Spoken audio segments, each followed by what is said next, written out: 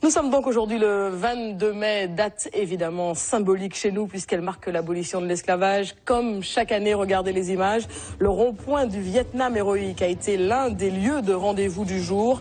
Beaucoup de monde, vous le voyez, chacun venant spontanément, comme à chaque fois, avec son tambour, sa chaise, de quoi boire ou manger. Une belle ambiance qui se reproduit donc chaque 22 mai.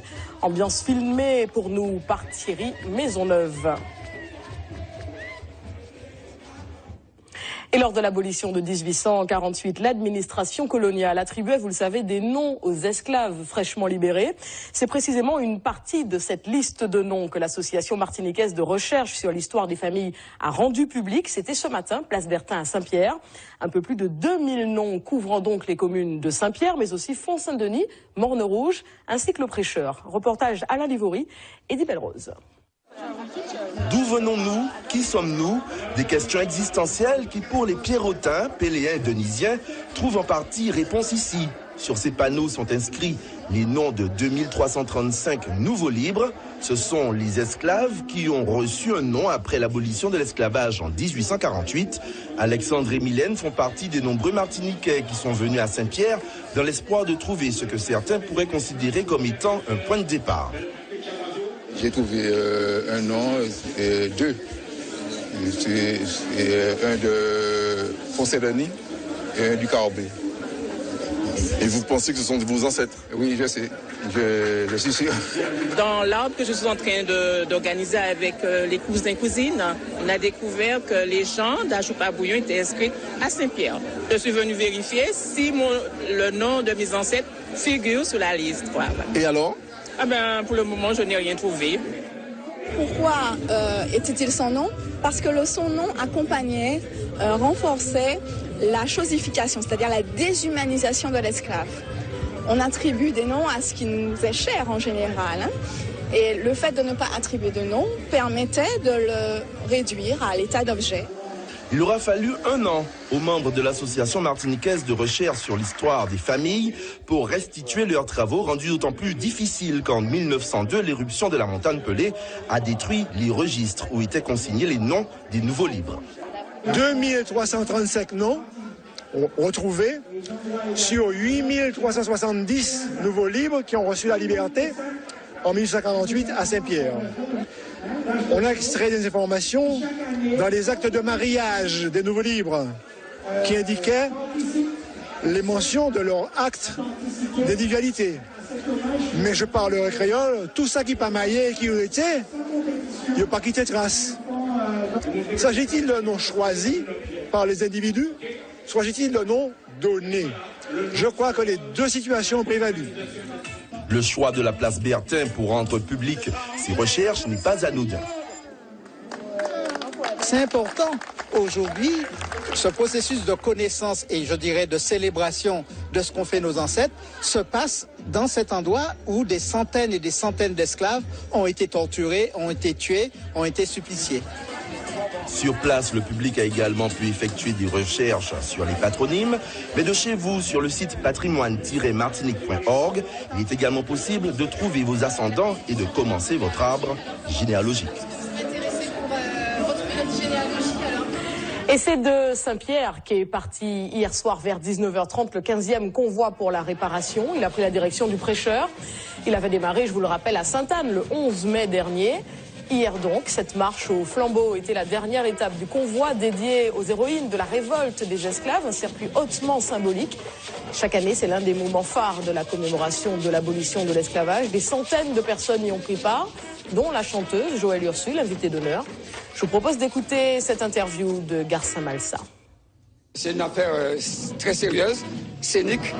On met en scène effectivement la question de la réparation avec des artistes, avec des citoyens martiniquais, des citoyens guadeloupéens, des citoyens du monde. Je pense que c'est ce qui est formidable aujourd'hui. Nous avons implanté cette problématique de la réparation dans la tête de chacun, et chacun en parle, c'est ça qui est bien. Saint-Pierre Prêcheur, une symbolique particulière? Une symbolique particulière, puisque effectivement, c'est dans cet espace-là que se sont déroulés les derniers événements et très forts qui ont marqué l'abolition de l'esclavage. Voilà, entretien réalisé par Kelly Babo et Stéphane Petitfrère. On va maintenant s'intéresser aux différents monuments commémorant chez nous l'abolition de l'esclavage. Ils participent bien sûr au devoir de mémoire, se déclinent sous la forme de bustes, stèles, fresques et autres statues. Très visibles ou plus discrets, ils racontent tous à leur façon l'esclavage. Fabienne Léon, Stéphane Sauvillier. Ces lieux de mémoire sont récents.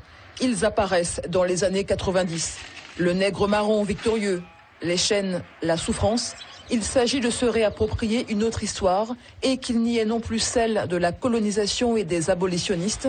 Jusqu'alors, seules les figures marquantes métropolitaines occupaient les lieux de passage. Place publique, square, il y a par exemple Joséphine, Denambuc et Victor Schellcher dans le jardin de l'ancien palais de justice.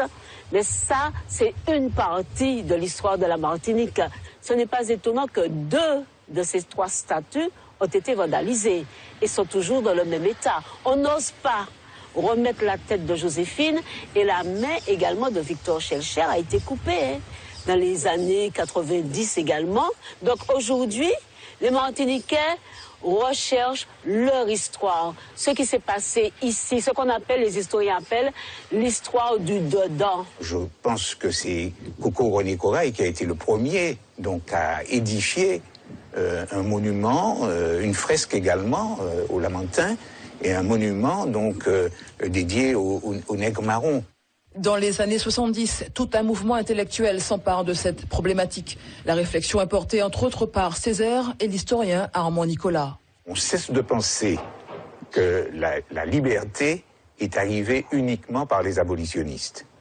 Et ça, c'est un moment important. À partir d'un travail historique, on découvre cette révolte à Saint-Pierre.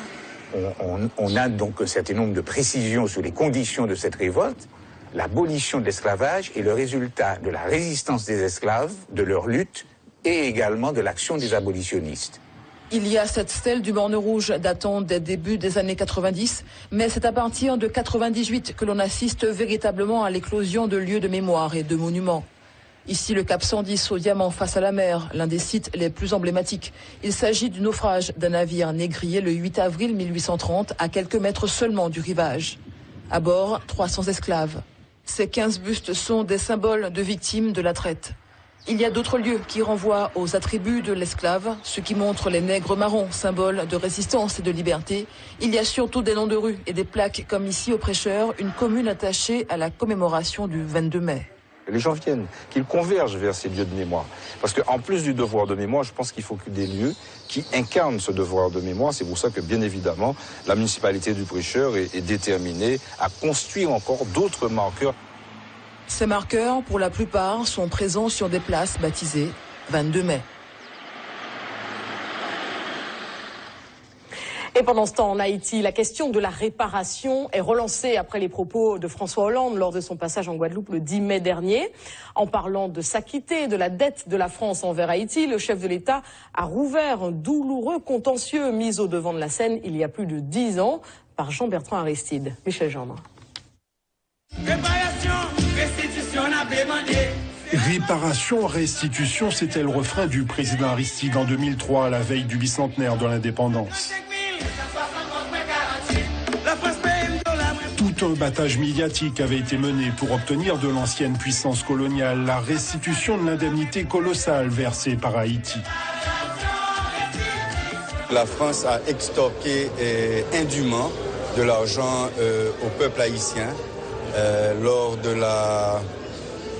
paiement de la dette de l'indépendance. Dans l'année 1825, en bas gros pression et menace, la France mettait main en bas gauche nous, dans fait gouvernement Boyer a payé 90 millions de francs l'or. Les francs or de l'époque avaient été convertis en dollars et à la virgule près par un savant calcul de Jean-Bertrand Aristide. Une réclamation clairement teintée de démagogie, mais pour la première fois, le pouvoir haïtien osait revendiquer et réclamer son dû pour cette histoire longtemps occultée, voire falsifiée. Une véritable gifle infligée à la France. La restitution, c'est l'impossible qui sera rendu possible. Haïti est l'un des rares pays où les esclaves ont arraché leur liberté, mais ont dû aussi la payer chèrement. Un passé reconnu et assumé aujourd'hui par François Hollande.